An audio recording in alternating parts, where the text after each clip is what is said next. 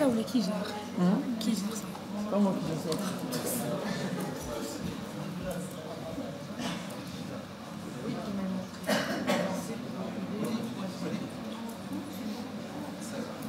Comment?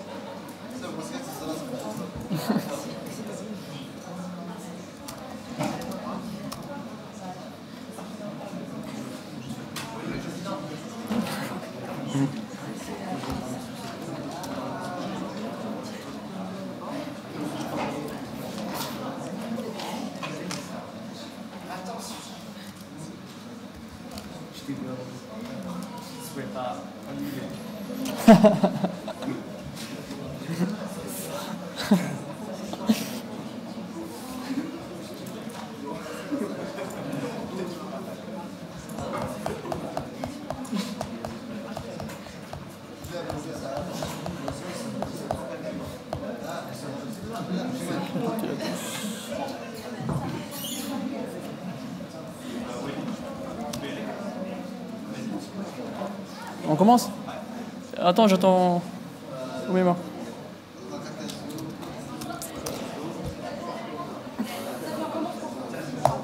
D'accord. Bon.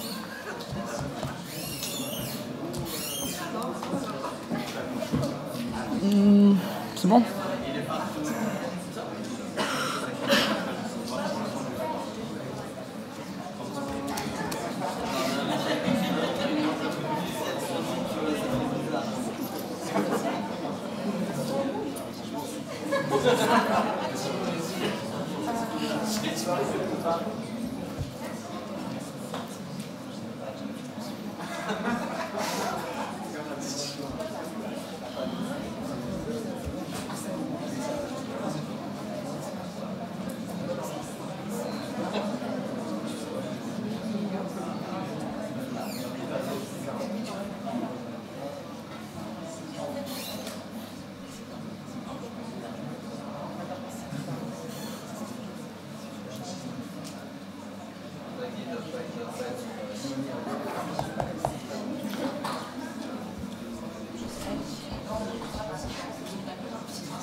Quoi? Il y a 3 micros?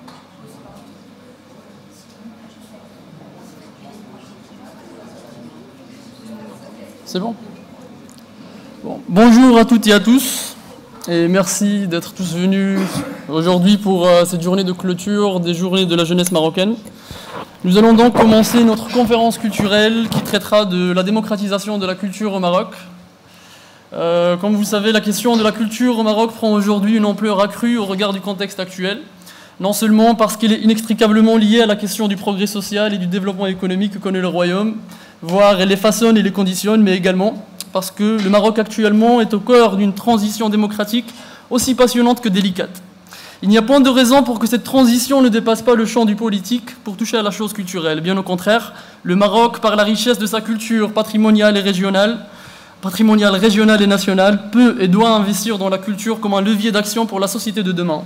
Un investissement autant estimable que sous-estimé qui requiert et exige, au-delà d'une fine connaissance du tableau culturel de la société marocaine d'aujourd'hui, une véritable volonté de changement qui devance les politiques menées autrefois au nom d'un processus de démocratisation de la culture qui, force est de le constater, n'est plus actuellement qu'un slogan mort, inconsistant et caduc dans les faits. La vie culturelle au Maroc semble ne pas tirer assez profit du multiculturalisme considérable et avantageux, souvent restreint à tort à une subdivision dichotomique entre le traditionnel et le moderne. Mais une chose est sûre, l'épanouissement de la culture culturelle au royaume n'a pas et n'aura pas pour creuser les politiques culturelles regardantes qui illustrent parfaitement l'étendue de la fossé entre l'action des pouvoirs responsables et la réalité culturelle marocaine. Dans ce sens, une véritable démocratisation de la culture passera nécessairement par la réalisation d'une symbiose culturelle réussie. Voilà. Donc, comme vous le savez, il était question pendant ces années 2000 de foisonnement de festivals, d'émissions de télé-réalité qui ont participé peu ou prou à l'émergence et de la création d'une certaine création artistique. Il y a eu aussi l'attribution de licences de radio privées et une certaine liberté de temps fut accordée aux médias et à la presse écrite. Bref, on peut dire que tout cela a contribué à l'émergence d'une dynamique culturelle exceptionnelle, plus ou moins accessible à une large partie de la population. La question qui se pose c'est où en sommes-nous aujourd'hui, en 2013? Donc pour répondre à cette question, nous avons avec nous plusieurs intervenants. Donc on a 3 intervenants, on va commencer par les présentations, on commence par... L'honneur est aux dames. D'accord. On commence par Madame Valérie Lié-du-Rocher, qui est consultante marketing et communication, diplômée de Sciences Po en gestion de projets culturels. Elle est également professeure en économie de la culture à HEM, à Casablanca. Elle est installée au Maroc depuis plus de 4 ans. Elle a été depuis à l'initiative de plusieurs projets, dont le Souk à Marrakech et le Studio Iwa, qu'elle nous présentera tout à l'heure. Et ensuite, on a Madame Nawal Slaoui, riche par sa diversité culturelle, franco-marocaine et ayant vécu aux États-Unis. Madame Nawal milite pour la promotion de l'art contemporain au Maroc. Grande collectionneuse, elle a ouvert la galerie Metlem et a contribué à la création de la fondation Actua de Tijari Wafa Bank. En 2010, elle a créé Culture Interface, galerie dont l'objectif est de produire et diffuser la culture, la création contemporaine du Maghreb. Et finalement, enfin, on a monsieur Momo Merhali, figure de proue de la scène alternative. En 1999, il lance avec son ami Hicham Baou ce qui deviendra le festival de musique urbaine le plus populaire du pays, soit le Boulevard des jeunes musiciens.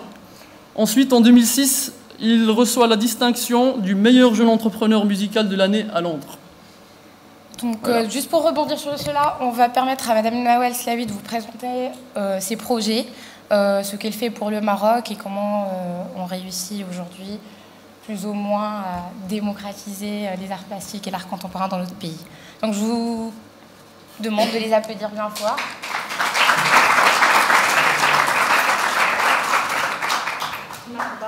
Et la parole est à vous.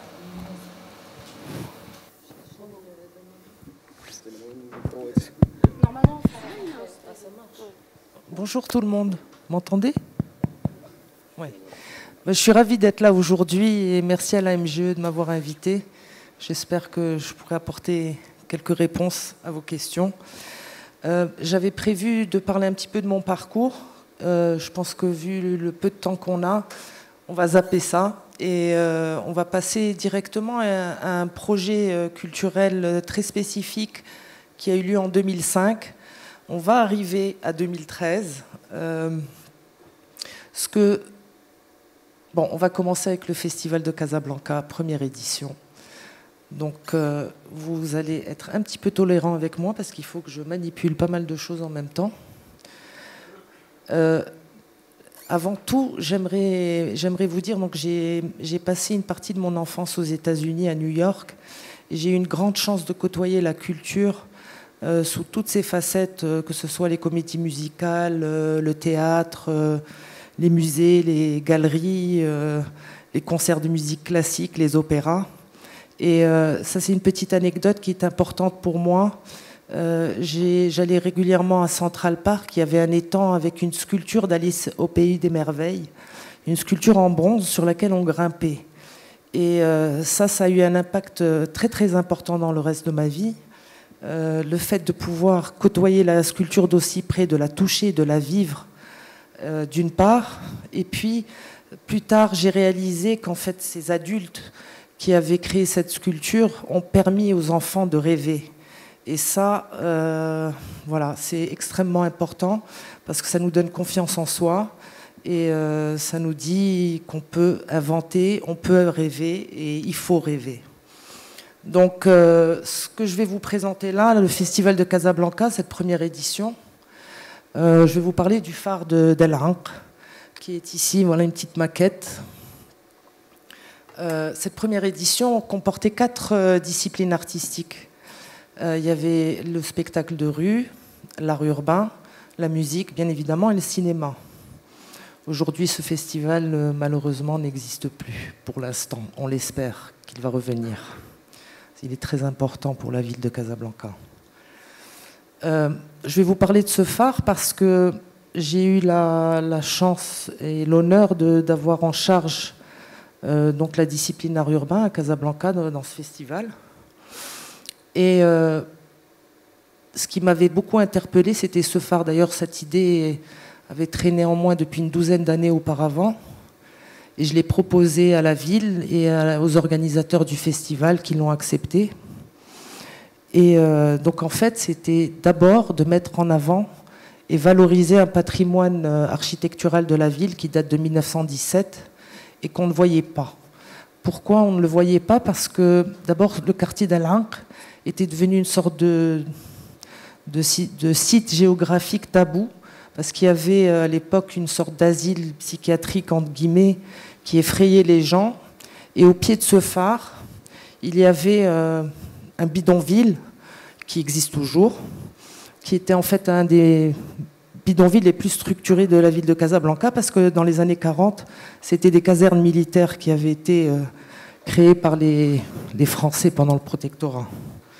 Et donc, c'était donner la valeur à ce phare en faisant quoi? D'abord, l'idée c'était de l'habiller, de collaborer avec un artiste, Mohamed Aboulouakar, et de faire un très beau dessin et d'habiller ce phare. Au-delà de ça, il y a eu des ateliers qui ont été organisés par l'association Manar Lank, qui est une association de quartier, des ateliers qui ont été menés pendant 7 jours, pendant toute la durée du festival, pour les enfants du quartier du bidonville qui était au pied de ce phare. Il y a eu aussi un film qui a été réalisé, que je vous laisse ici, que je vais laisser à l'association si vous voulez le voir plus tard. Il dure 18 minutes. Il s'appelle El Ankh, Casablanca. C'est un film qui relie le phare au port de Casablanca et à la ville, et qui démontre un petit peu comment chaque site est interdépendant l'un de l'autre. On a aussi créé une musique pour ce phare qui a été diffusée pendant toute la durée du festival, la journée, au pied du phare.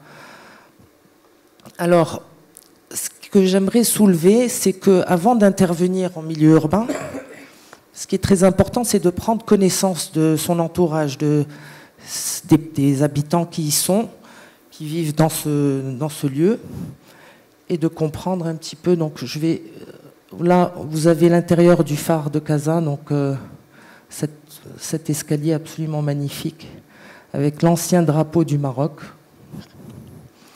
et puis les vues qu'on a à partir du phare. Voilà le bidonville dont je vous parlais, qui est très bien structuré parce que c'était des casernes militaires.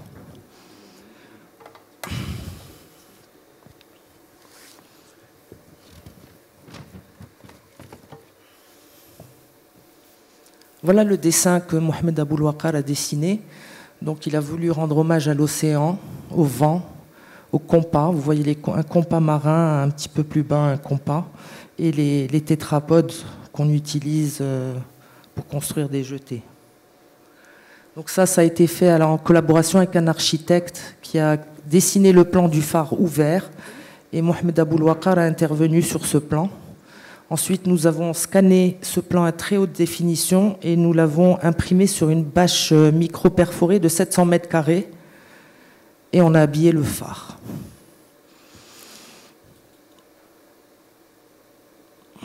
Là, c'est un petit détail. Alors, vous verrez en dessous, au pied du phare, des dessins. Le phare a été peint par les organisateurs de l'association Manar Lank. Là, vous avez la présidente du festival de la première et de la deuxième édition, Madame Myriam Ben Salah Shkroun, et le peintre Mohamed Aboulouakar. Et ici, c'était des dallos qu'on avait mis en place. Tout au fond, à droite, c'était l'espace des ateliers. Et à gauche, c'était toute une exposition qui retraçait un petit peu la mémoire du phare, du boulevard de la Corniche, qui montrait des plans du phare à l'époque. Là, ça vous donne un petit aperçu. J'ai pas trouvé beaucoup de photos, malheureusement. Pour la première édition, on n'a pas eu beaucoup de traces de ce festival. Là, on avait pu reproduire ce phare en plâtre à une échelle beaucoup plus importante que celle que vous avez sur la table. Donc, les différents dessins préparatoires de Mohamed Aboulouakar, des photographies du photographe Saad Tazi de l'intérieur du phare. Et puis, ces photographies-là du boulevard de la Corniche dans les années 50. Et là, il y a quelque chose qui m'a énormément interpellée pendant la durée du festival, c'est qu'on a eu beaucoup de visiteurs. Et les gens s'agglutinaient autour de ces photographies et se remémoraient le passé. Et là, j'ai compris l'importance du patrimoine, l'importance de la mémoire collective. Et on y reviendra plus tard. Et donc, on a eu aussi cette chance, le maire avait décidé d'éclairer un certain nombre de bâtiments dans la ville de Casablanca. Il a rajouté le phare, un peu à la dernière minute, mais ça a été fait. Et vous voyez là la projection du film qui passait en boucle tous les soirs pendant 8 jours. Alors maintenant, on arrive à une autre phase. Bon là, j'ai voulu juste vous expliquer un petit peu ce qui a été fait autour de ce phare pour cette première édition. C'était une installation éphémère, pardon, qui a duré quand même. Le festival a eu lieu en juillet et la bâche a tenu jusqu'en décembre de cette même année. Donc pour la deuxième édition, j'ai proposé d'intervenir dans la Médina, l'ancienne Médina de Casablanca qui est à côté du port. Et donc là où ça devient encore une fois important, c'est prendre compte du paysage et du quotidien des habitants dans le quartier dans lequel vous allez intervenir. Ça, c'est essentiel. Sinon, vous passez à côté de choses extrêmement importantes. Donc je me suis promenée dans la Médina pendant à peu près un mois, jusqu'au jour où j'ai tracé une sorte de parcours où on allait intervenir sur un certain nombre de places, dont la place Sidi Bousmara, qui est une place dans laquelle il y a un saint, le saint Sidi Bousmara.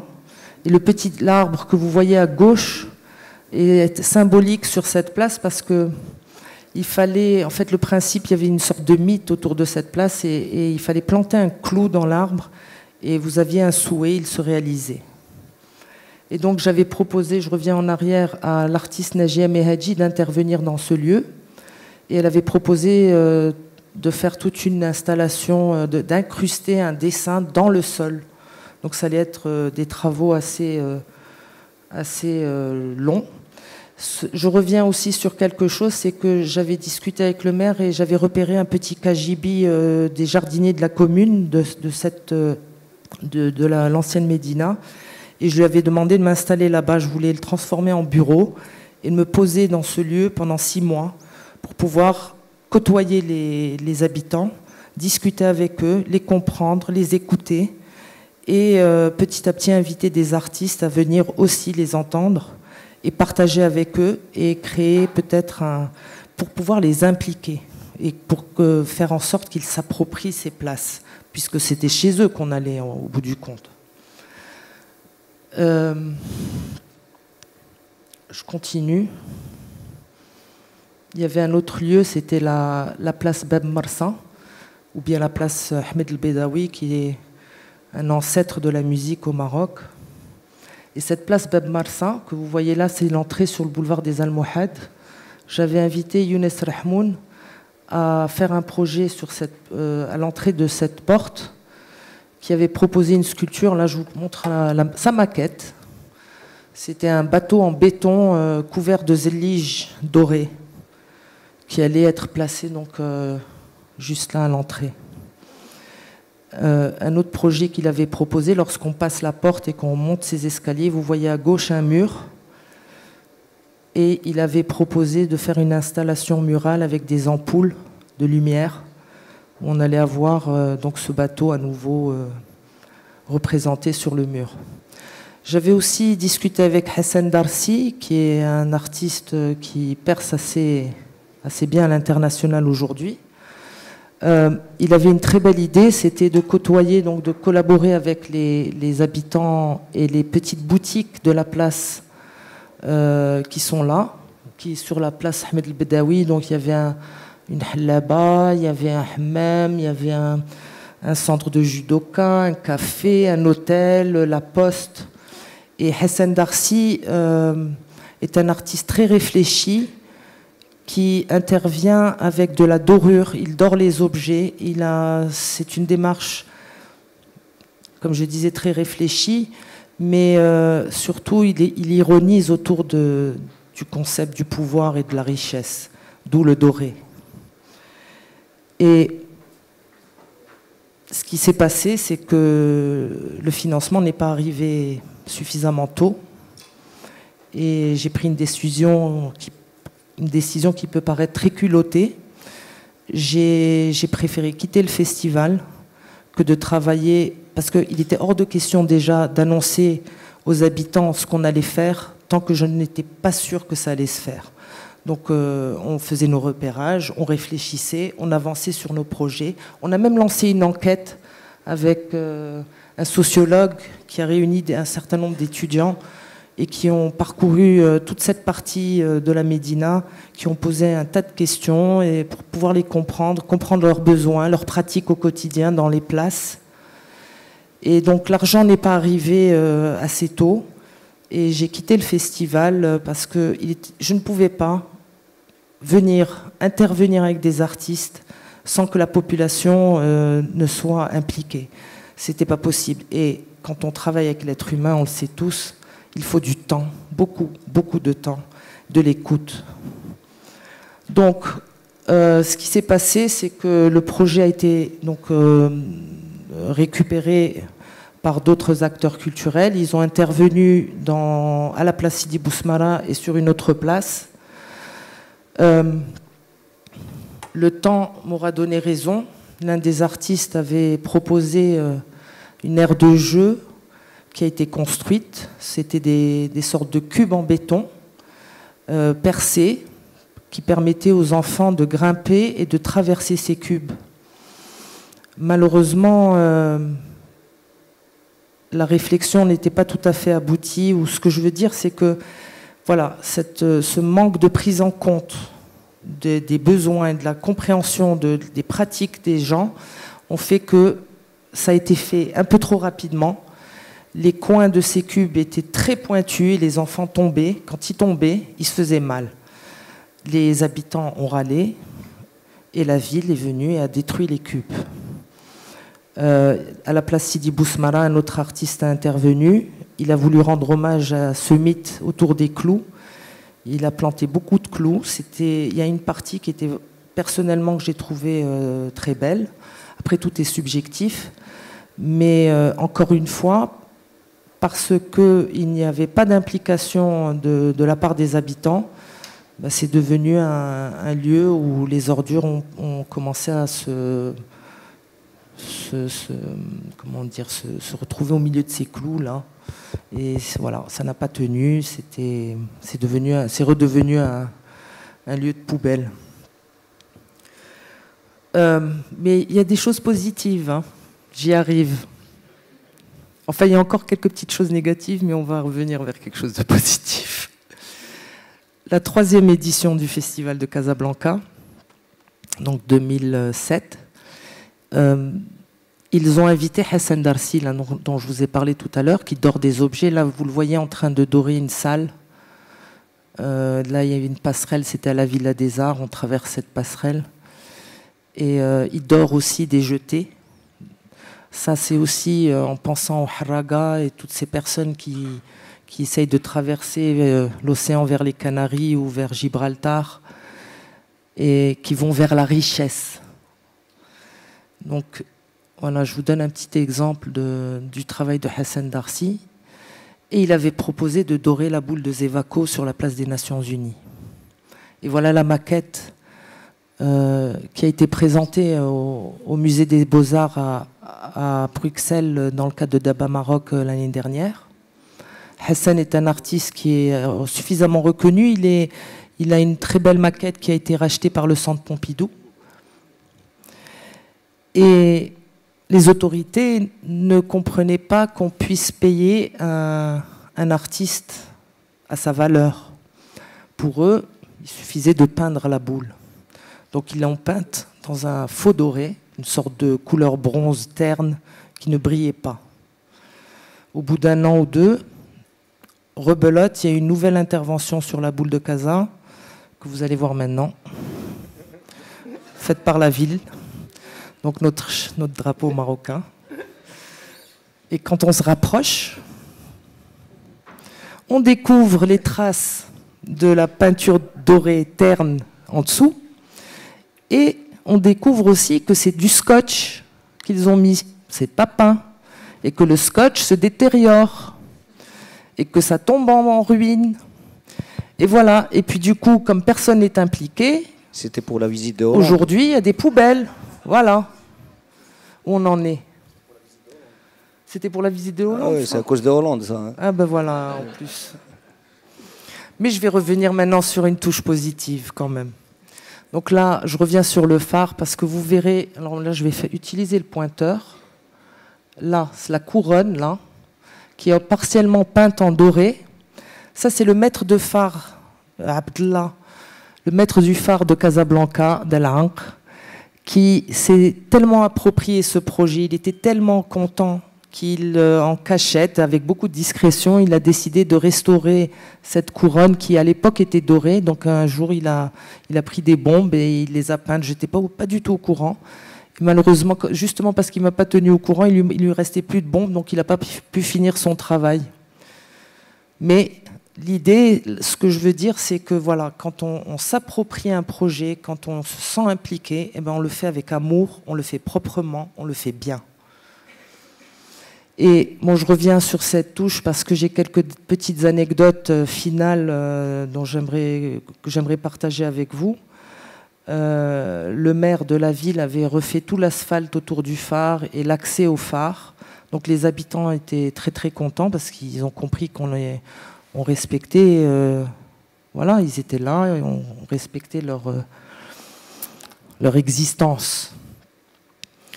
Et il y a eu à la fin du festival le gérant ou l'administrateur de la société qui a fait la bâche un soir. Il a ramené à tous les habitants du phare un méchoui qu'on a partagé tous ensemble.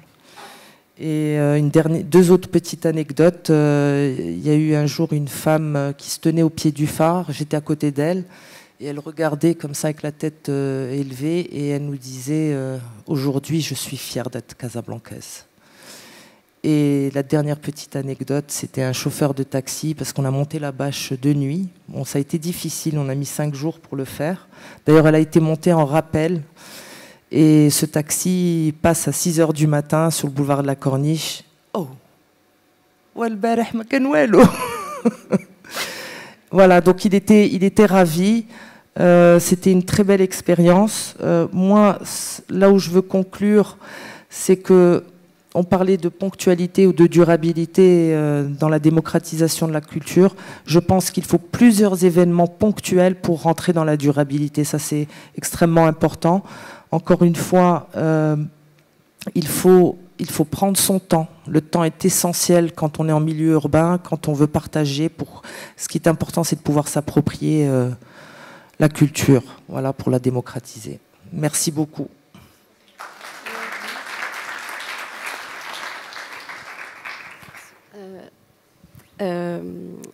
Moi, je rejoins tout à fait le propos de Nawal dans le sens où il n'y a pas de culture accessible, de culture partagée, de culture vivante qu'on se transmet, à laquelle on a envie de revenir, si on ne base pas tous ces projets, quels qu'ils soient, événementiels ou plus durables, sur la notion de lieu-projet. Pour moi, c'est une des bases. Dans tout ce qui est projet culturel, il faut impliquer la population, il faut qu'elle se sente concernée, c'est-à-dire qu'il faut qu'elle se rende compte que son passé, qu'il soit celui du protectorat ou celui d'avant ou celui d'il y a très longtemps, c'est le passé des Marocains d'aujourd'hui, c'est un passé pluriel à l'image de l'identité du Maroc.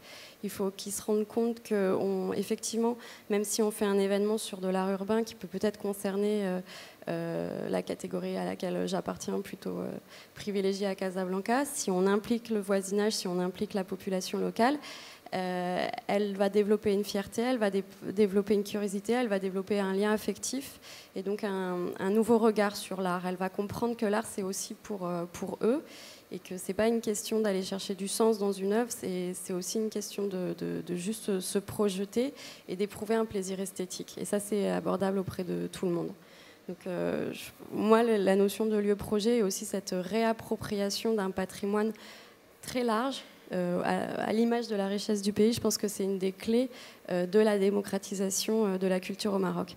Par contre, sur la notion d'événement, moi j'ai plus de mal parce que je trouve que la politique... nous on fait ce qu'on peut, donc effectivement, moi je fais de l'événementiel culturel et je voudrais faire plus. Mais j'attends des autorités, si je peux me permettre, qu'elles aient une autre logique. On ne peut pas espérer que la culture se développe et qu'elle s'approprie dans toutes les strates de la société si on ne pense que par événement. Et voilà, je pense qu'il y a un débat à faire ou à mener sur la stratégie des festivals, à laquelle se résume grandement la politique culturelle au Maroc. Bon, moi je suis la première à soutenir, à admirer, à découvrir et à regretter l'absence du tremplin, du boulevard, etc. Les festivals sont importants, surtout pour la musique, surtout pour des jeunes ou des cultures alternatives et urbaines. Mais la question doit être posée aussi de la pertinence des festivals dans une démocratisation, dans une action durable. Voilà, je pense. Voilà. Donc en parlant de durabilité, justement, pourquoi on n'arrive pas à passer ce cap, à passer d'une politique de festival à une politique de salle de concert, de théâtre public? Je sais notamment que Momo a ouvert... Non, moi, juste, je vais finir un peu ce qu'a dit Valérie. C'est-à-dire, nous, grosso modo, le festival en lui-même, c'est pas très important. C'est juste le point culminant d'un travail qui dure toute l'année. C'est-à-dire, tout le travail de fond, c'est le travail qu'on fait toute l'année, quoi. Donc, on a un centre de musique actuelle avec des studios de répétition, studios d'enregistrement. Ça, c'est un lieu culturel durable. Et alors qu'on est un petit festival qui n'a pas beaucoup de moyens, on a réussi quand même à ouvrir un centre qui sert à tous les groupes et où on arrive à les accompagner pratiquement dans tout le processus, c'est-à-dire de la création à la diffusion. Donc ça, c'est très important. Faire un événement de 3 jours, 4 jours, c'est bien, ça donne de la visibilité au groupe, ça nous donne de la visibilité à nous, ça nous fait rentrer de l'argent aussi avec les sponsors, tout ça, mais c'est vraiment pas le plus important. Le plus important, c'est de faire quelque chose qui est là au quotidien pour les jeunes. Et je crois que c'est ça le problème aussi avec nos élus, qui sont pour la plupart incultes, il faut le dire, il n'y a pas de mal à le dire. Le festival de Casa, il y a eu énormément d'argent injecté dedans. Je crois que c'est dans les 28 millions de dirhams ou un truc comme ça, dont plus de la moitié, c'est de l'argent de la ville et de la région. Alors que nous, par exemple, on n'a aucun sou ni de la ville ni de la région, alors qu'on est là depuis 15 ans quand même. Et là, ils vont claquer 28 millions de dirhams entre l'argent, justement, comme j'ai dit, de la ville, de la région et des sponsors, qui trouvent facilement, enfin plus facilement en tout cas que nous. Et au bout de 3 jours, 4 jours, plus rien. Il n'y a rien de durable. Mawazine, c'est pire encore, parce que voilà, ils claquent des milliards et des milliards en dollars, si vous voulez. Mais il n'y a rien de durable. Ça veut dire depuis je ne sais pas combien d'années qu'ils sont là, ils n'ont pas ouvert un seul studio de répétition sur Rabat. C'est quand même grave. Le seul studio de répétition sur Rabat, c'est une convention qu'on a fait nous avec l'Institut français de Rabat pour qu'ils nous donnent un studio, pour qu'ils achètent du matériel pour les groupes, pour qu'ils répètent, et qu'ils leur donnent la salle une fois par mois pour organiser des concerts. C'est quand même hallucinant qu'on soit obligé d'aller à l'Institut français pour leur demander ça. Ça, c'est sûr. Mawazine a l'intérêt quand même d'avoir une programmation à hauteur de 45% de programmation marocaine. Mais c'est vrai que mais ça, il n'y a pas de souci. Ça veut dire tous les festivals ont plus que la moitié même de programmation, ça ne veut rien dire. Déjà, ils les payent mal, mais ça, c'est une autre histoire. Mais c'est pas ça. Tant mieux que ça existe. Moi, tu vois, dans l'absolu, c'est bien. Mais maintenant, claquer autant d'argent, ils pourraient prendre 1% ou 2% de leur budget. 1-2% de leur budget, je te promets qu'ils font une belle salle de répète, ou 2, ou 3, ou 4. S'ils en font une par an, je crois que ça résoudrait énormément de problèmes. Mais je pense que le problème des infrastructures est en effet clé. C'est primordial, c'est vital. De distribution et de promotion, tant qu'il n'y aura pas aussi une meilleure couverture territoriale du pays, parce qu'il y a des villes qui sont dans un ghetto culturel incroyable. Il n'y a pas de librairie dans des villes universitaires, il y a 2 librairies à Tanger, une ville de 1 million d'habitants, des choses comme ça. Mais c'est là où le gros problème, c'est quoi la priorité? Et je crois que ça se confond dans leur tête. On prend l'exemple de Casablanca, parce que c'est celui peut-être que je connais le mieux. On va discuter même pas au niveau national, on va parler juste du niveau local. Il y a combien de théâtres à Casablanca? Il y en a 13. Combien fonctionnent? 1 ou 2. Qu'est-ce qu'ils font? Ils vont construire le plus grand théâtre d'Afrique. Donc il y a quand même un truc qui cloche. Faites déjà tourner ce qui existe. Et c'est des théâtres qui sont souvent équipés super bien. Ils les rénovent tous les 2 ans. Je ne sais pas pourquoi, juste pour acheter des sièges et pour... Je ne sais pas. Enfin bref, alors qu'il n'y a pas de budget de fonctionnement pour ces centres. Il n'y a pas de budget de production. Ça ne produit rien du tout. L'accès est très opaque. Très opaque, ça veut dire... que vous voulez soit répéter, soit vous produire, c'est super difficile. Ils ouvrent même pas pour les groupes pour qu'ils répètent. C'est-à-dire pour qu'ils répètent, il doit payer le directeur, il doit payer le régisseur, sinon il n'a pas une prise. C'est-à-dire même quand il le rouvre, donc où est le problème? Il faut vraiment réfléchir à ça, parce que quand on me dit que la politique culturelle au Maroc, il y a des pays comme le Sénégal ou le Burkina Faso qui ont une vraie politique culturelle. Il y a une vraie réflexion, ils savent où ils vont. Nous, au Maroc, tu vois, soi-disant plus développé peut-être et tout ça, que ces pays-là, il n'y a pas de politique culturelle. Il y a jamais rien, personne ne s'est jamais posé. Et quand ils se posent pour réfléchir, pareil, on va construire un grand théâtre avec... sérieusement, c'est hallucinant, quoi.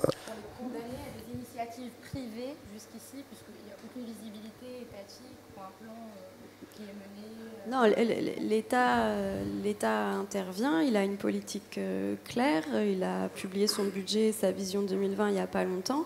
Il a conscience qu'il faut un réaménagement, notamment structurel, les infrastructures au niveau territorial. Mais c'est vrai que dans le dernier budget de la culture qui a été publié il n'y a pas longtemps, l'accent est mis sur la promotion et la valorisation du tourisme culturel. Et moi, je pense que c'est un peu une continuation de la réflexion que tu es en train de mener, de poser sur la table en termes de priorité. C'est qu'on se demande souvent quel est le public des politiques qui sont menées au Maroc. Est-ce que c'est le public marocain, d'aristophone, pas très... Voilà, ou un public...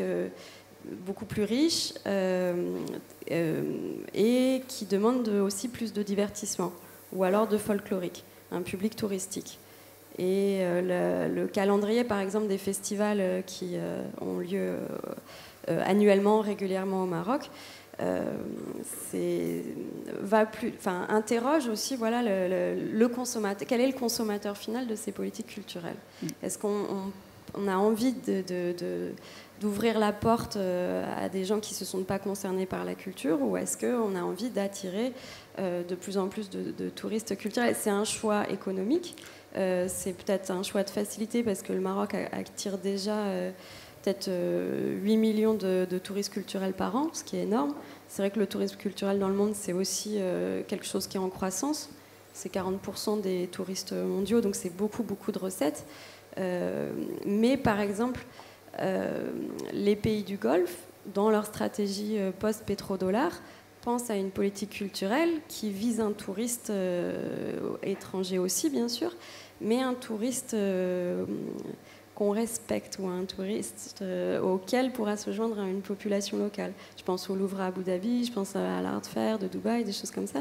C'est des événements ou des futures structures qui pourront réunir une mixité de public, que ce soit en termes de niveau de formation, ou mixité sociale, ou mixité locale et étrangère. Au regard de la diversité des festivals présents au Maroc, on a quand même l'impression que la plupart des festivals, ça se restreint souvent sur la musique ou le film. Est-ce que vous pensez qu'on est conscient, c'est-à-dire derrière cette initiative, est-ce qu'on est conscient des besoins culturels de la population marocaine pour les cibler, pour mieux les cibler, ou bien c'est... Je pense que sur la musique, il y a une grosse déconnexion entre ce qui est fait et ce qu'on a envie d'entendre, et ce que les jeunes ont envie d'entendre, quoi.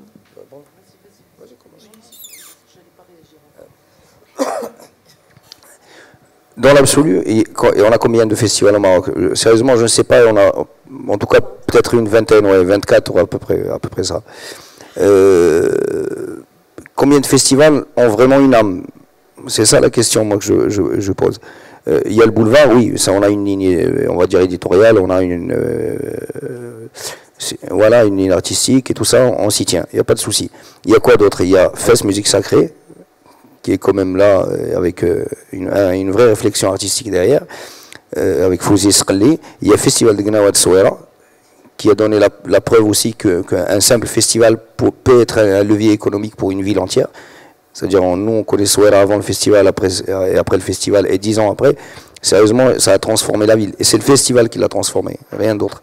Parce qu'il y a eu un tel engouement pour le festival, et ils ont fait un travail sur la presse internationale monstrueux, et on voit le résultat aujourd'hui. Donc c'est la preuve que ça peut marcher. Qu'est-ce qui reste encore? Peut-être Timitar, musique du monde, musique amazigh et musique du monde. Et puis voilà, les autres... Tu parles de musique. Il y a aussi le Festival des Arts Numériques à Casablanca. Non, non, là, juste la musique, il y a le Festival des Arts... Non, il y a le Festival de l'animation à Meknes, avec Biod, c'est très intéressant. Il y a déjà le Festival de Jazz de Tanger, il y a Casablanca aussi, il y en a plusieurs, non, il n'y a pas de souci. Mais ça veut dire, les festivals, quand même, pourquoi j'ai cité ces quatre-là, c'est que ça a été monté par des gens qui les ont montés avec leur tripes. Ça, c'est la première. Et ils étaient précurseurs aussi. À l'époque, il n'y avait rien. Il ne faut pas l'oublier. C'est-à-dire, on cherchait juste un ampli guitare à l'époque. Des fois, il fallait aller chercher en Espagne. Il ne faut pas l'oublier. C'est-à-dire que c'était très, très dur. Les sponsors, c'était pas dans leurs habitudes de sponsoriser des événements musicaux. Donc, fallait créer quelque chose. Donc, il fallait créer pratiquement une économie de festival.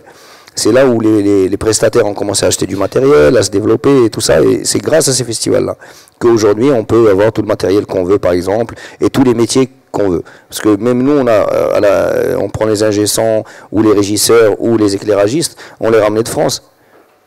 Et par contre, nous, on a eu depuis le départ une démarche pédagogique aussi, c'est-à-dire que chaque ingénieur du son qu'on ramenait de France, on mettait 2 Marocains avec lui. Chaque éclairagiste, tous les ans, les régisseurs, tous les ans. Et du coup, aujourd'hui, toute notre équipe, pratiquement, est à 100% marocaine. On a un directeur technique qui est marocain, qui a grandi avec le festival, les régisseurs de scène, les ingénieurs du son. Et tous ces gens-là, ils travaillent aussi pour les autres festivals et ils forment. Donc, il y a une dynamique qui a été créée, c'est-à-dire pas que musicale, il ne faut pas l'oublier. Par contre, qu'est-ce que je voulais dire ? Tu voulais dire un truc? Tu parles de formation et aujourd'hui, vous avez dans le domaine de la musique des régisseurs, enfin des ingénieurs son, etc. Par contre, dans le domaine des arts visuels, je pense qu'il nous manque drastiquement de médiateurs culturels. Il y a donc d'une part, je vous en prie, revenez, amenez-nous des médiateurs. On n'en a pas. On en a très peu. Il y a des formations de médiation culturelle à la faculté de Benpsyk, à Arcom ou comme Sup, à Mohamedia aussi. Mais c'est pas encore ça. C'est pas encore ça. On a l'impression que même quand on parle de mouvement Naïda, c'est surtout concentré sur la musique. On a tout le temps l'impression que les moi, j'ai juste... Même s'il y a eu des initiatives avec l'Institut français, il y a eu pas mal de documentaires. Ouais, mais nous, on a toujours été réticents par rapport au terme, d'abord. Parce que, oui, bon, là, et c'est la presse, bon, fallait bien qu'elle appelle ce truc-là quelque chose, quoi. Donc, ils ont trouvé Naïda ou Movida, oui, c'est bien. Mais on a toujours dit que c'était peut-être l'embryon d'une révolution musicale, mais ce n'était pas, parce que tout le monde est parti très vite sur la révolution musicale, tout ça. C'est peut-être l'embryon d'une révolution musicale. Maintenant, pour pouvoir parler de Movida et comparer ce qui s'est passé dans les début des années 2000 avec ce qui s'est passé en Espagne, on peut pas comparer. Les politiques n'ont pas suivi, les intellectuels n'ont pas suivi, il n'y a personne qui a suivi. C'est-à-dire c'était juste les musiciens et peut-être nous, tu vois, qui galérions pour créer quelque chose, ou pour créer, comme j'ai dit tout à l'heure, une dynamique. Jamais aucun intellectuel ne s'est impliqué dans quoi que ce soit. Il se réveille un peu aujourd'hui, mais bon, à l'époque, il n'y avait personne. Tout le monde se cachait. Les politiques, pareil, on n'a jamais eu de soutien politique. On a été attaqué plein de fois au Parlement, jamais personne ne nous a défendus. Donc, faut pas. C'est pour ça que le terme, moi, juste. Moi, c'est ce qui m'étonne, c'est qu'on parle maintenant au passé de ce mouvement-là. Et moi, je voudrais savoir, c'est une question que je voudrais à tous les trois, qu'est-ce que cela vous évoque, qu'est-ce que cela vous rappelle encore aujourd'hui de nos jours? Il y a une certaine nostalgie déjà, alors que ça a commencé pendant les années 2000, c'est-à-dire qu'il n'y a pas longtemps. Maintenant, faut pas oublier aussi le contexte de l'époque. Ça, Hassan venait de mourir. Il y avait la jeunesse était étouffée aussi à l'époque. Donc, c'est juste après le début du nouveau règne, les jeunes, ils avaient besoin de s'exprimer. Donc, il y a eu une explosion. C'est tout à fait normal. Et qu'elle retombe après, c'est tout à fait normal aussi. Donc, faut il y avait une libéralisation aussi du champ audiovisuel, des radios, des choses comme ça. Donc, on avait pas mal d'espoir. Mais c'est vrai qu'on a toujours envie d'importer des concepts, donc celui de la Movida par exemple, mais voilà, l'Espagne post-Franco, c'est pas du tout le Maroc. Le Maroc n'a pas eu les aides européennes que l'Espagne a eues, c'était pas le même contexte de société, c'est pas les mêmes carcans non plus. Pour en revenir à la culture, la formation, il y a des écoles de beaux-arts dans lesquelles on ne veut pas enseigner de nu. Moi, je peux pas former, enfin, je sais pas comment on peut former un plasticien s'il n'y a pas un moment de cours de nu, c'est tout simple, quoi. Donc les questions qu'on pose sur la culture, à mon avis, elles cristallisent toutes les questions qu'on peut se poser aujourd'hui sur le Maroc, quoi. Mais il faut la formation, mais il faut aussi éduquer le public. Vous savez, on a l'expérience des abattoirs de Casablanca qu'on a récupéré il y a quelques années. Donc on est un collectif de 13 associations qui travaillent dedans. Et pour l'ouverture officielle, on avait organisé les transculturels des abattoirs. Donc les transculturels, c'était quoi? On a demandé à plein d'artistes de venir exposer. Il y avait de la photo, il y avait du design, il y avait de l'art contemporain, il y avait du cirque, du théâtre de rue, de la musique. C'est parti un peu dans tous les sens et tout le monde s'en est donné à cœur joie. On avait 5 hectares pour nous, pour la culture, quoi. Et c'était la première fois, depuis peut-être 20 ans, où il y avait une vraie mixité sociale. Les riches allaient dans les galeries d'art, ils regardaient les tableaux, on s'extasiait devant, tout ça. Et les pauvres, bah, ils voyaient rien, quoi. Il n'y avait pas de souci, on leur mettait chichat de temps en temps, fait de l'arche ou des trucs comme ça. Donc c'est très important. Et du coup, bah, pour la première fois, il y avait toute la bourgeoisie d'enfants supérieure, avec les gens de Hay Mohammadi, dans le même endroit. Ça a duré 2 jours, ça ouvrait à 10h du matin, on fermait à minuit, et pendant toute la journée, il y avait 10-15 000 personnes, et il y avait toutes les couches sociales qui étaient là. Et ça, c'est très important, parce que c'est des choses qui se sont perdues. C'est-à-dire, avant, oui, les riches habitaient avec les pauvres, même dans les médinas, tout ça, tout le monde se côtoyait, ils allaient au même hammam. Donc, il n'y avait pas de frustration, il n'y avait pas de... Et là, pour la première fois, je vous dis, moi, ça fait 20 ans, j'ai 20 ans dedans, c'était la première fois, c'est-à-dire, mis à part au concert au boulevard, où c'est des jeunes, il n'y a pas de souci, mais là, c'était des familles entières qui venaient. Et ça, c'est très important. Et je crois que vraiment, si on veut que ça se développe, il faut vraiment aller dans ce sens-là. Ça veut dire que, d'abord, rendre la culture accessible, qu'elle touche tout le monde, toutes les couches sociales, et après, quand on aura un public, à ce moment-là, on pourra développer énormément de choses beaucoup plus facilement. D'où l'importance, à mon point de vue, de l'interdisciplinaire. Parce qu'on touche à un public beaucoup plus large lorsqu'on lit la photographie à la littérature, ou bien la danse à la musique, ou enfin... Plus on croise les disciplines, plus on touche à du monde. Et pas seulement l'interdisciplinaire, mais aussi le croisement entre un art ou une culture moderne ou patrimoniale avec une culture contemporaine. Ça peut très bien marcher, on peut très bien les croiser.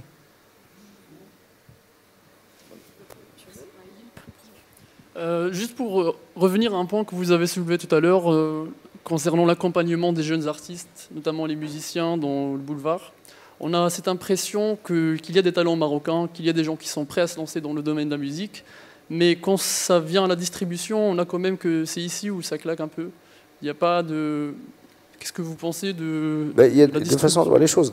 Dire qu'il n'y a pas d'industrie musicale au Maroc, c'est faux. Il y a une industrie musicale, mais elle est Chebi, dans le rail. Ils ont leur circuit de distribution, c'est pratiquement des usines de pressage de CD. Il y a pas de, même dans la musique amazigh, dans le Souss par exemple, ou dans le Moyen Atlas, ils ont leur circuit. Il n'y a pas de souci. La crise, elle est plus sur les musiques orientales, arabo-orientales, et sur les musiques actuelles. Maintenant, déjà, ces groupes-là ou ces musiques-là sont arrivés au Maroc au mauvais moment, parce que bon, il y a plus le CD ne se vend pas. La plupart des gens qui écoutent ces musiques-là, ben, ils sont aussi sur Internet, donc ils téléchargent tout ça. Et du coup, ben, si on rajoute à ça le fait qu'ils ne peuvent pas toucher les droits d'auteur, donc ils ne peuvent pas vraiment vivre de leur musique. Maintenant, je crois que bon, faut attendre peut-être dans quelques années, peut-être qu'il y aura des alternatives au CD. À ce moment-là, peut-être que ça va revenir. Mais bon, il y a un vrai problème de distribution pour ces groupes-là. Ça, c'est parce que personne ne veut les... Ça veut dire qu'il y a un problème d'encadrement, de régulation et de protection du statut de l'artiste aussi. Oui. Et ça veut dire qu'il faut une intervention de l'État. Oui. Mais ça, c'est le gros problème qu'on a, sur lequel on discute depuis quelques mois maintenant, c'est le problème du bureau marocain des droits d'auteur. Qui, comme on dit, d'ailleurs Sarah est là, si vous voulez, elle peut vous dire un mot, elle est spécialiste un peu dans les droits d'auteur. Et elle a beaucoup travaillé aussi sur le BMDA et sur les liens entre le BMDA et la SACEM. Et elle pourra vous en dire un mot. Je pense que c'est mieux placé que moi pour parler de ça. Je ne sais pas si Sarah, tu veux... Vous pouvez nous rejoindre juste pour nous expliquer la réglementation qui est mise en place actuellement. Sarah Hajbloum, elle est... Moi, si vous pouvez la présenter rapidement. Elle regrette déjà d'être venue avec moi. Non, Sarah a une société de production qui s'appelle Zata Production. En français, ça fait Bazata Production. Et elle est coproductrice avec nous du dernier album de Aoussa, pour ceux qui connaissent le groupe. Et elle travaille aussi sur pas mal de choses. Elle vient au Maroc souvent. Elle était au Maroc récemment pour nous faire une formation sur les labels, les contrats, des choses qu'il faut expliquer au groupe. Donc je la laisse parler de ça. Il y a une chaise pour vous mettre. Merci. Non, mais juste, en fait, on parlait de démocratisation de la culture. Et je vous entendais parler et je ne vois pas comment il peut y avoir de démocratisation en fait, sans droit d'auteur. Je pense que le droit d'auteur par lui-même et par essence est vecteur de démocratie, et puisque c'est une rémunération équitable pour tous et pour tous les artistes. Donc je parle de musique, mais je parle des peintres, des artistes plasticiens, des architectes, des photographes, et tout ce que vous pouvez imaginer. Et toute cette création-là, qui est très vive au Maroc, est gérée par le BMDA, normalement, légalement en tout cas. Le BMDA, pour essayer de vous la faire très courte, étant géré par la SACEM en France. Donc voilà en gros le lien du BMDA. Le BMDA est un bureau postal à qui n'appartient pas le répertoire marocain, puisque les gens en allant s'inscrire au BMDA s'inscrivent au statut de la SACEM, enfin adhèrent au statut de la SACEM plus exactement. Donc, en fait, tout ce patrimoine marocain n'appartient pas au Maroc, finalement, mais appartient à la France. Et le ministre, aujourd'hui, continue à encourager et à engager les artistes marocains à aller s'inscrire au BMDA. C'est le ministre de la Communication, parce que le BMDA au Maroc dépend du ministère de la Communication et non pas du ministère de la Culture. Et qu'est-ce qui fait le ministère de la Culture au juste, au Maroc? Si tu le vois, tu lui demandes. Hein, moi, D'accord. En tout cas, il ne gère pas le droit d'auteur, voilà, qui est mis sous tutelle du ministère de la Communication et qui est aussi évidemment porte-parole du gouvernement. Donc, est-ce que vous pensez que, excusez-moi, le problème du droit d'auteur, par exemple, on a des artistes, vous avez beau être un comédien adulé du public marocain, vous êtes abonné à tous les sitcoms de Ramadan, mais vous ne serez jamais payé en corrélation avec votre popularité. Jamais. Des artistes connus internationalement sont morts sans rien récemment. Oui, et sans aucune aide. Et ça touche évidemment aussi au statut de l'artiste, aux politiques culturelles qui ne font rien pour maintenir les structures déjà en place. Parce que c'est ça aussi, c'est ce que disait Momo, c'est-à-dire créer des nouvelles structures, c'est très bien. Mais par exemple, et je reviens à ce que tu disais sur le public, une ville comme Agadir, où il y a Timitar, mais où il y a aussi toute cette culture gnawa, cette culture issawa, où il y a des musiciens extraordinaires, ils n'ont même pas une salle de répète. Donc ils vont répéter à l'Institut français ou dans un petit truc qu'ils sont créés eux-mêmes. Donc c'est même pas une question de création, c'est comment l'État soutient même le peu qu'il y a pour un public mixte aujourd'hui, qui soit fait de touristes et de Marocains. Sans réglementation, enfin pour moi l'intervention de l'État, elle doit d'abord se faire au niveau réglementaire pour sécuriser le statut de l'artiste. Quand vous êtes une troupe de théâtre, déjà vous galérez pour trouver des salles où vous répéter ou vous produire, vous ne trouvez jamais les fonds, vous devez vous sponsoriser, vous finissez par aller taper à la porte des instituts étrangers. C'est bien, mais enfin, c'est quand même... voilà, c'est comment on appelle ça ? Une deuxième solution, un deuxième choix, quoi, parce qu'on ne peut pas aller voir les institutions de son propre pays. Et quand vous êtes entre deux spectacles, il n'y a pas d'assédic ou de système comme ça. Quand vous n'avez rien à faire, vous n'avez rien à faire, vous n'avez pas de revenus. On ne parle même pas d'assédic, si ce n'est que de mutuelle ou de sécurité sociale. Et il n'y a pas de retraite. Vous ne cotisez pas, vous cotisez pour rien. C'est vraiment dramatique. Vous êtes à Oussa, on les connaît, il y a des chanteurs, il y a des musiciens, des groupes qui entendent leur musique dans des reportages à la télé, oui. Qui les voient dans des clips, et ils ne peuvent rien toucher. Et c'est curieux quand même de voir que les acteurs, ils n'ont pas de droit d'image, c'est-à-dire les chaînes marocaines, ils passent et repassent les séries, sans pour autant que les acteurs touchent quelque chose. Oui, mais c'est des télés, des radios d'État, la plupart du temps. Je tiens à vous le préciser quand même aussi. Mais bon, je pense que le BMDA n'a ni les outils pour collecter l'argent, ni pour le redistribuer. Donc, il n'y a surtout pas de volonté politique. Et sérieusement, ils sont en train de construire un nouveau siège du BMDA. Là aussi, c'est l'histoire du théâtre de tout à l'heure. Par un contrat programme de 13 millions de dirhams qui avait été attribué par le ministère de la Communication pour améliorer les outils du BMDA, faire que le BMDA se dote d'un statut, puisqu'il n'y a aucun statut juridique au BMDA aujourd'hui. Donc autant vous dire que le BMDA finalement est illégal, puisqu'on ne sait pas si c'est une association, on ne sait pas si c'est une administration, on ne sait pas comment sont payés les gens. En fait, les gens sont payés évidemment par un prélèvement qui équivaut grosso modo à hauteur de 50% de l'argent collecté. Alors pour vous dire qu'il y a déjà du mal à collecter de l'argent, mais quand on en prélève 50% pour frais de fonctionnement, il ne reste pas grand-chose pour les artistes. Et je voulais juste revenir sur ta question qui était finalement aujourd'hui pourquoi déjà on dit qu'il n'y a plus de Naïda, mais parce que aussi à un moment les acteurs de tout ça, c'est les artistes et les auteurs, et que les auteurs sont fatigués. Et que c'est très difficile d'arriver à les maintenir dans un état de création au Maroc, en fait. C'est vraiment quelque chose de très compliqué. Et il y a cette question-là aussi. Ils mangent aussi, ils ont des enfants, les enfants vont à l'école, il faut bien qu'ils payent tout ça.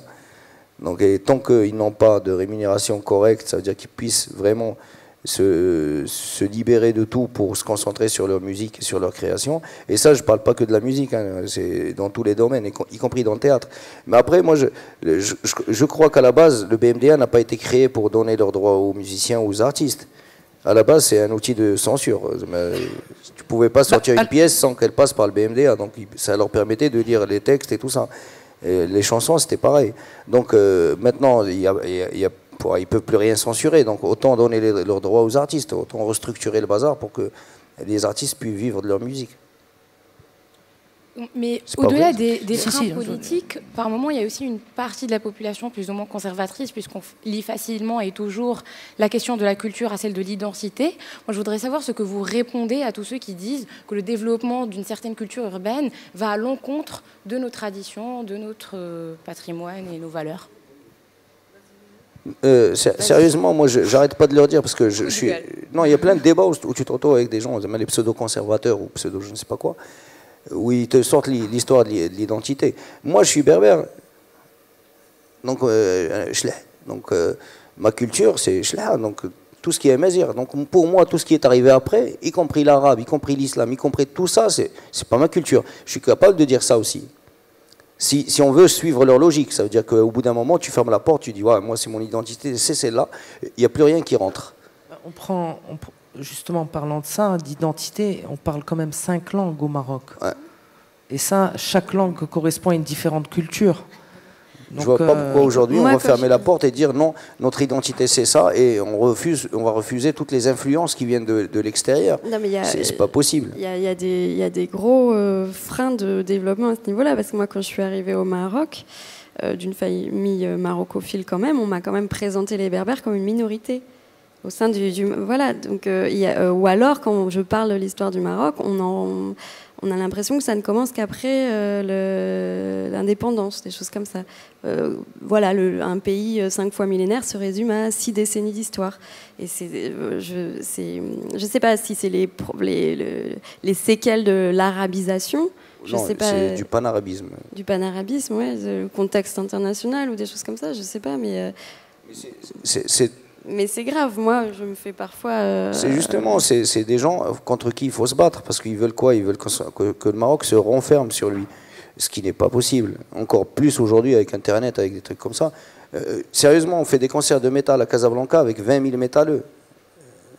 C'est des mecs qui habillés en noir avec les cheveux longs et des piercings. Mais c'est ça le problème. Ils sont où ces gens-là, le reste de l'année? Ils sont là. Hein, pas... Maintenant, moi, tu vois, dire que le Maroc, les gens sont conservateurs, tout ça, c'est... Moi, je peux te dire aussi, tous les Marocains se bourrent la gueule. Hein, y a pas de... J'aurais raison aussi. Hein, tu vois, donc, faut arrêter aussi. Ce qui manque aussi, c'est l'intérêt commun. Oui, c'est ça en fait. Il n'y a pas d'intérêt commun, c'est de l'intérêt personnel. C'est que la défense d'une pluralité revient parfois à une compensation de certaines minorités qui n'ont pas été bien valorisées. Donc on n'est pas encore sorti de la dialectique. C'était d'un côté trop peut-être une seule lecture. Maintenant peut-être il y a je sais pas, il y a comme des résurgences un peu pseudo-minoritaire, mais il n'y a pas encore cette symbiose d'un même Maroc pluriel qui n'a pas de problème à se concevoir comme un pays d'héritage arabo-musulman et complètement en ligne avec une mondialisation qui est OK et un peu plus occidentalisée qu'autre chose en ce moment. Maintenant, Voilà. c'est très dangereux. Mais c'est les jeunes qui se posent. Les jeunes ne se demandent pas s'ils sont naïda, s'ils sont modernes, s'ils sont pluriels, etc. C'est vraiment les élites pensantes et les gens qui donnent l'argent qui essayent de filtrer et qui n'ont pas encore une idée. Mais à la limite, ils sont même pas encore en ligne avec les discours royaux, quoi. Lui a fondé l'IRCAM, des choses comme ça, et a une vision plus plurielle. En parlant de diffusion vers l'international notamment, je suis spécialisée dans le domaine des arts visuels, donc je vais parler de ça. On prend l'exemple un artiste qui veut exporter une œuvre d'art qui est invité dans une galerie ou un musée qui a une œuvre à envoyer. On doit demander l'autorisation du ministère de la Culture pour avoir une exportation temporaire. Au niveau de l'État, ils confondent encore patrimoine avec art contemporain. L'art contemporain, un artiste est vivant, il crée aujourd'hui, il évolue. Et puis, comment faire découvrir cet art qui existe au Maroc, qui est foisonnant, où il y a un potentiel énorme, si on ne peut pas avoir d'autorisation pour sortir ses œuvres. C'est un peu compliqué, hein. On y arrive quand même. D'autant plus qu'aujourd'hui, il y a un regard, au niveau de l'international, les gens ont un regard, regardent ce qui se passe au Maroc. Et d'ailleurs, il y a même un constat qui dit qu'au Maroc, la créativité est beaucoup plus foisonnante que dans le reste du Maghreb. Et le fait de pouvoir sortir des œuvres d'art, d'une part, nous fait connaître, on devient existant, et deuxièmement, de pouvoir les vendre à l'international, c'est une rentrée de devises, tout simplement. Le fait d'importer une œuvre d'art au Maroc, inviter des artistes internationaux à exposer au Maroc, il faut payer 22,5% de droits de douane. Mais attention, on n'est pas en train d'importer des iPhones, on est en train d'importer de la culture. Donc là, il y a déjà pas mal de choses à régler aussi au niveau de l'État. Et je vais aussi venir au mécénat, le mécénat culturel. Il n'y a pas de positionnement juridique, au niveau du ministère des Finances, il n'y a pas de loi qui encourage le mécénat, où les entreprises peuvent récupérer, au niveau de leurs impôts, etc. Donc il y a du travail à faire là, à ce niveau-là. Oui, il y a quelque chose dont on n'a peut-être pas non plus trop parlé, c'est aussi le problème linguistique, parce que la culture, elle est en français. Après, il y a des productions théâtrales, audiovisuelles qui sont en arabe littéraire. Mais moi, la plupart des gens qui viennent au studio, des choses que je vois, que je rencontre, ils parlent d'Arija. Il y a du Darija aussi. Hein. Ouais, il y a Daba Maroc avec Drisk Sikas. Dans les livres culturels, par exemple, la production littéraire. Moi, par exemple, là, avec les étudiants que j'ai, il y en a qui me disent que s'ils font leurs études en français, en darija, et qu'après ils arrivent dans des études supérieures en arabe littéraire, ils sont complètement perdus, c'est une langue étrangère pour eux. Ça, c'est des futurs cadres, ça, c'est un futur public, ça, c'est des futures personnes qui vont s'engager. Il n'y a pas de... Je pense que la dévalorisation du darija, que parfois j'entends appeler comme un patois, alors que c'est quand même la langue de tous les jours, ça aussi, c'est un problème. Et là encore, il faut juste appeler un chat un chat, il faut se libérer la tête de certains conservatismes ou de certains réflexes et affirmer l'identité du Maroc comme un pays arabe au sein d'une zone arabe, mais différent, c'est tout. Juste pour rebondir sur ce que Mme Nawel a dit, quand on parle d'internationalisation, on a parfois l'impression qu'il y a une certaine nécessité que nos artistes se produisent ailleurs et gagnent une certaine reconnaissance à l'échelle internationale avant de revenir au pays et de pouvoir espérer avoir une certaine aura. Donc est-ce qu'on va vers comme une fuite des cerveaux, une fuite des voix et des pinceaux ? Je pense pas, mais en effet, d'ailleurs moi-même avec Culture Interface, j'ai monté 2 expositions qui ont eu lieu d'abord à l'international avant de les faire venir au Maroc, pour donner valeur à cette exposition et dire aux Marocains, eh ben voilà, ils sont allés à l'international. Et franchement, ça marche, parce que j'ai 3 fois plus de public quand l'exposition revient que si j'avais monté directement au Maroc. Mais de reconnaître la vraie valeur artistique. Non, pas encore. Mais ça, c'est aussi lié à une chose dont je parlais tout à l'heure. C'est aussi l'occasion, la chance de pouvoir être exposé et avoir accès à la culture. Plus on est jeune, plus on va pratiquer la culture le reste de sa vie. Et ça, c'est important pour permettre, pour comprendre la culture et se l'approprier et devenir fidèle à la culture. Moi, je pense que le goût artistique, le goût esthétique pour apprécier une œuvre, on en hérite d'abord ou pas, si on a de la chance. Après, ça s'éduque, ça se cultive. Et ensuite, effectivement, ce qui est génial, c'est que plus vous consommez de la culture, plus vous en avez envie, plus vous la partagez, etc. Par exemple, le téléchargement, c'est vrai que c'est un faux problème, parce que ceux qui téléchargent le plus, c'est déjà des gens qui consomment beaucoup de musique. Moi, sérieusement, je n'ai rien contre le piratage. Ni contre le téléchargement. Moi, je trouve que c'est la meilleure chose qui soit arrivée. Moi aussi. Les musiciens peuvent râler comme ils veulent, mais ça a démocratisé la musique. Ça a démocratisé le cinéma. Il faut arrêter. C'est-à-dire, de toute façon, c'est Warner et Universal qui morflent. On s'en fout. Mais sérieusement, c'est quoi? Ils vont nous vendre des CD à 200 dirhams, 300 dirhams, personne ne va les acheter. Faut pas... Donc autant que ça se généralise. C'est sûr qu'Internet, c'est une chance pour le Maroc et pour certains artistes marocains. Mais par contre, il y avait quelque chose sur lequel je voulais revenir par rapport au goût. Ouais, moi, j'ai bien conscience... Non, je voulais pas te parler de piratage, mais j'ai bien conscience que, surtout à Casablanca, je crois, c'est aussi ce que je connais le plus, malheureusement, il faut avoir une accréditation de l'étranger pour pouvoir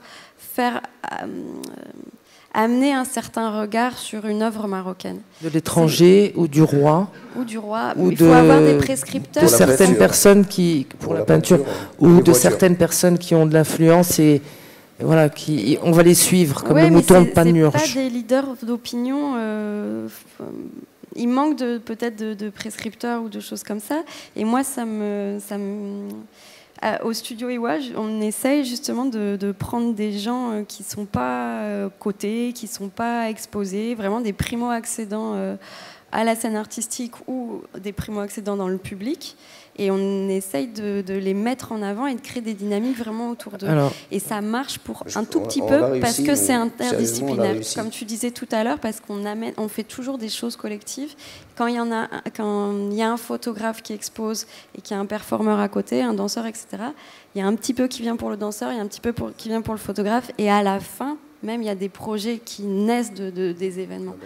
Mais j'aimerais bien qu'on arrête de dire viens voir, on va à cette expo parce qu'à Miami elle a cartonné. Non, mais sur la musique en tout cas, nous c'est fini ça. C'est-à-dire qu'il y a beaucoup de groupes qui n'ont jamais mis les pieds d'or et qui cartonnent. C'est-à-dire, mais ça c'est la musique. Après c'est Internet aussi. Mais c'est aussi parce qu'au Boultec tu leur offres. Il y a beaucoup de concerts aussi. On organise beaucoup de concerts toute l'année. Bon. Mais c'est un rendez-vous. Parce que toi tu as présenté t'as fourni des occasions régulières. Permanente, quoi. C'est ça qui nous manque, en fait, c'est des structures. C'est la pratique scénique.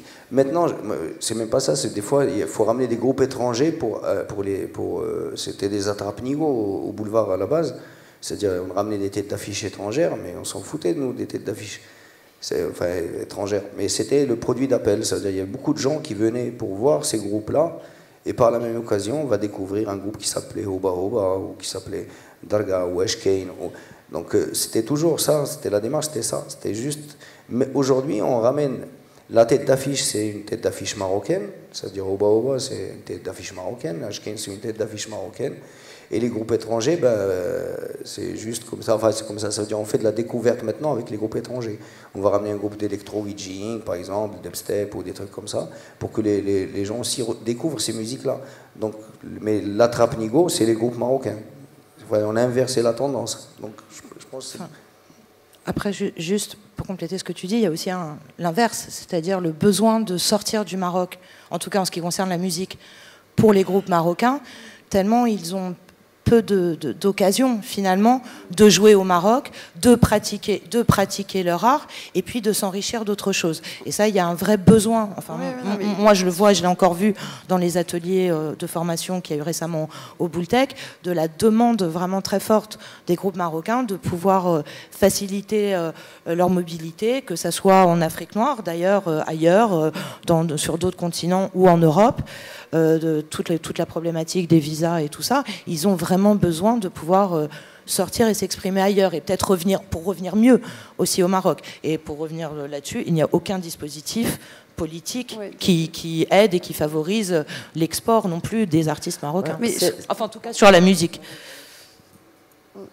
En tout cas, je trouve que c'est très intéressant parce qu'effectivement, moi, quand j'avais commencé à réfléchir à ce sujet, démocratisation, etc., je me suis dit qu'effectivement, c'était un débat marocain, mais que c'était aussi un débat régional ou international, parce que le Maroc ne valorise pas du tout son aire d'influence ni méditerranéenne ni africaine, et ça, ce serait déjà une lueur d'espoir pour les artistes que de savoir qu'on noue des liens, comme en Europe, les pays nouent des liens entre eux et peuvent faire circuler des œuvres, autant des flux humains que des flux financiers ou des flux culturels.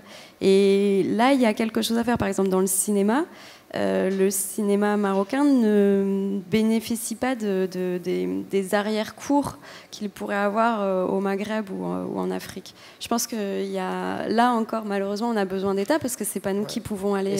C'est la même chose dans le domaine de l'art, parce qu'on n'a pas de musée d'art contemporain. Bon, il devrait ouvrir fin décembre, on verra, art moderne et art contemporain. Donc les artistes, eux, qui ont besoin de s'exprimer, et un artiste, comme dans la musique, on a besoin de les entendre, ben, il a besoin d'être vu.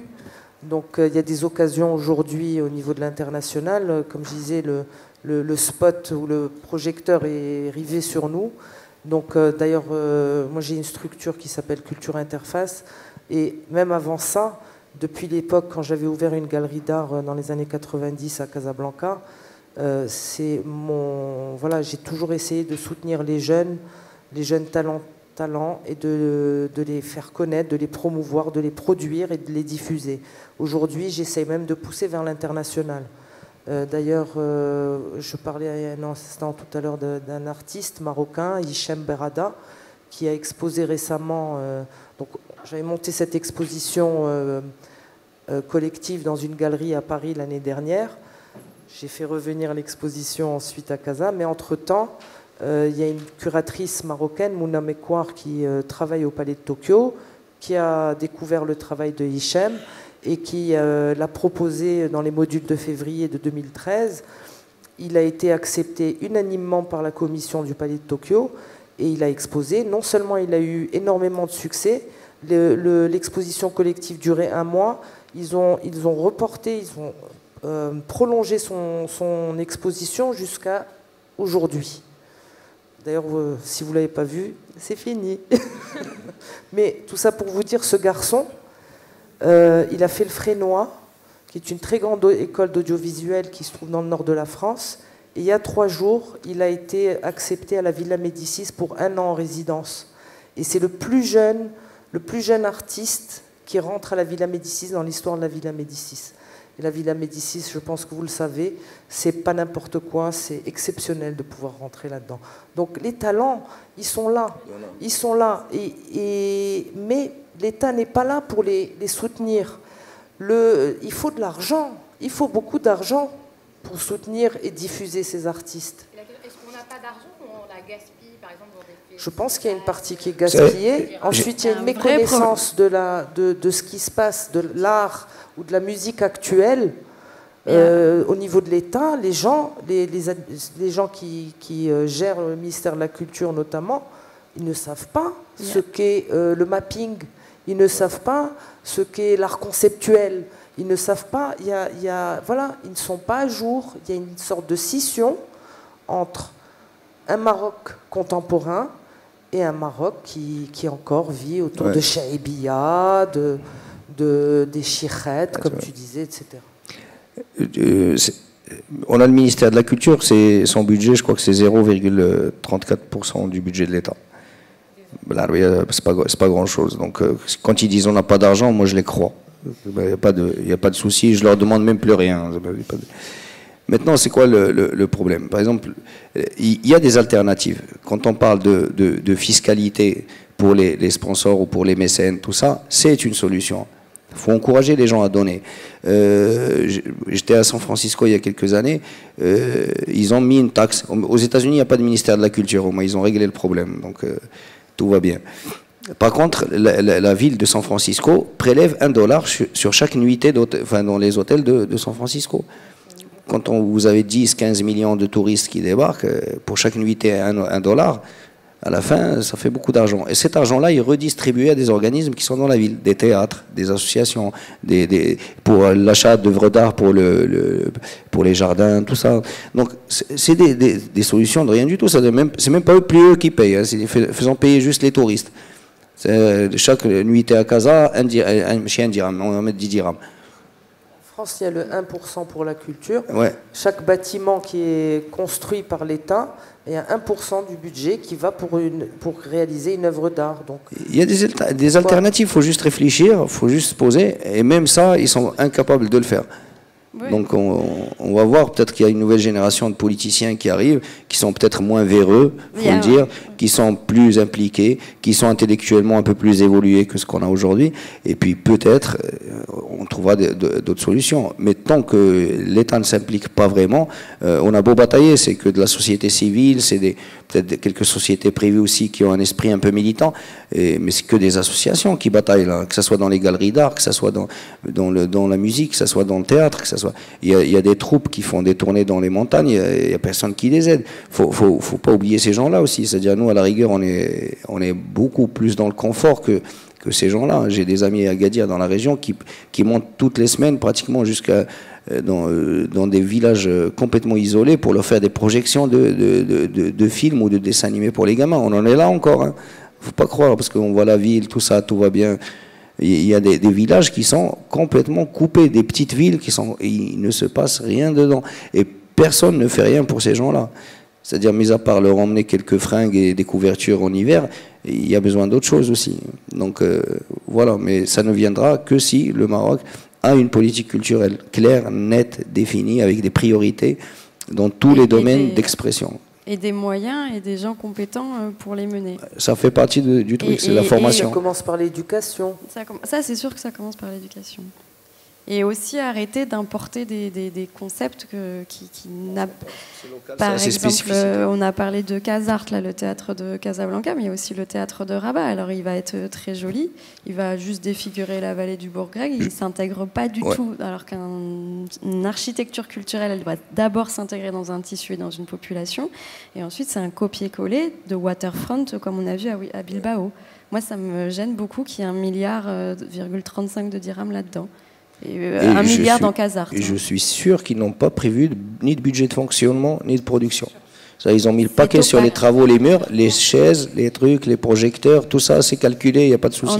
Le jour où ils vont ouvrir, ils vont se dire « Ah merde, il faut... » Ah mais c'est ça le problème aussi. Il y a un site internet, mais qui n'est pas une interface, en fait. On n'a pas eu de détails là-dessus. On a eu les chiffres du ministère de la Culture, mais c'est assez opaque à ce niveau-là. On ne sait rien. De toute façon, on verra. Hein. Enfin, je pense que tu as senti le truc. J'espère qu'on sera encore là. Mais bon. Donc, juste pour aborder un autre obstacle avant de conclure, est-ce que vous pensez que le pouvoir d'achat, il joue pour quelque chose dans la diffusion culturelle? C'est-à-dire, quand on vend un album, par exemple, à tel montant, est-ce que l'artiste reçoit des bénéfices? Est-ce qu'on peut vivre de son art quand on est un artiste à Casablanca ou à Rabat ou à Marrakech ou un peu partout dans le Maroc? Est-ce qu'on peut vivre de son art au Maroc? C'est une question... Moi, tous les artistes que je connais, ils ont tous un petit boulot. Non, mais c'est vrai, hein, dans la durée ou de temps en temps.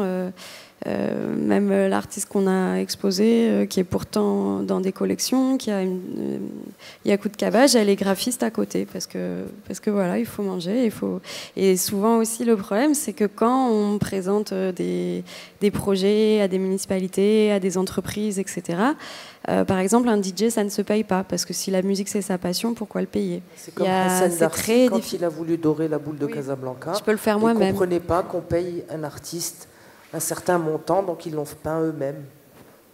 Donc vous, justement, Madame Nawel, qui militez pour l'insertion de l'art contemporain dans le milieu urbain et public, pensez-vous qu'un jour, on pourra avoir des installations, sculptures en plein milieu du boulevard Mohamed V? J'essaye de mon côté, ça va prendre du temps, il en faudrait d'autres, il faudrait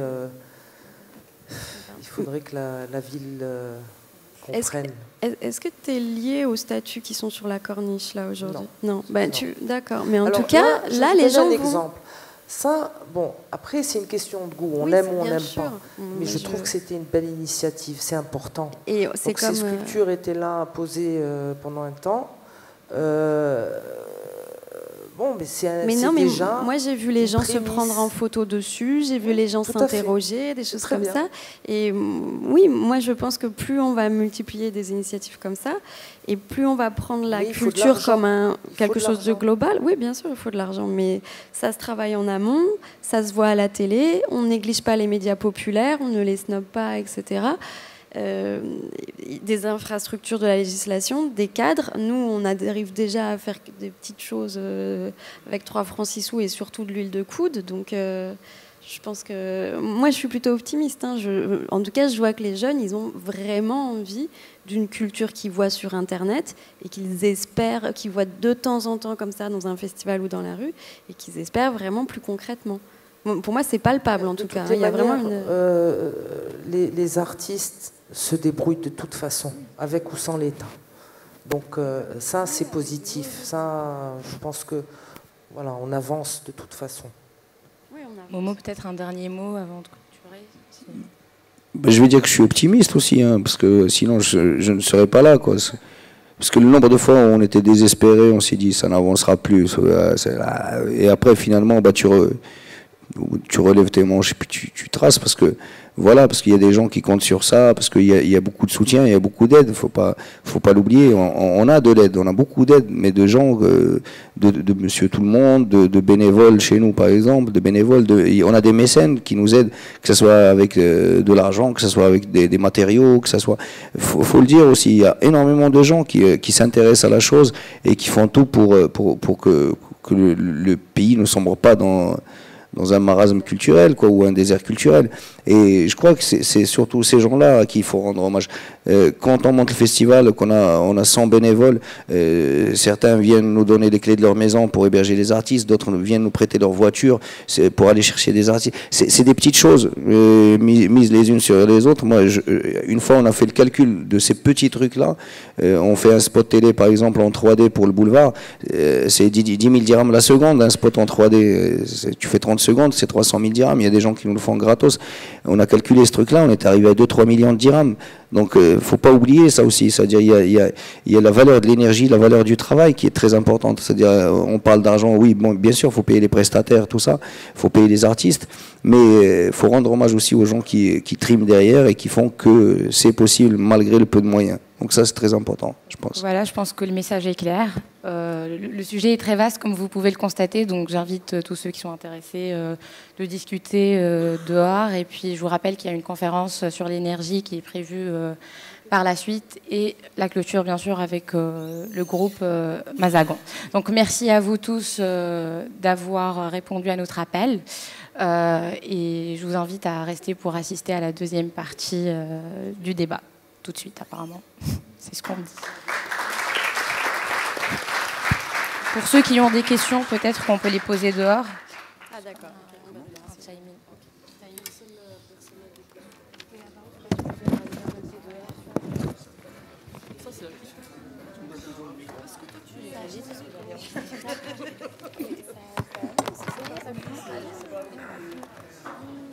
Alors, Est-ce qu'on peut les... Ça, c'est pour vous, c'est pour l'association avec ça et le petit phare. Et moi, je récupère mon petit. D'accord, on se retrouve au salon. Ouais, je sais. On va au salon, nous, et on laisse certainement poser des questions.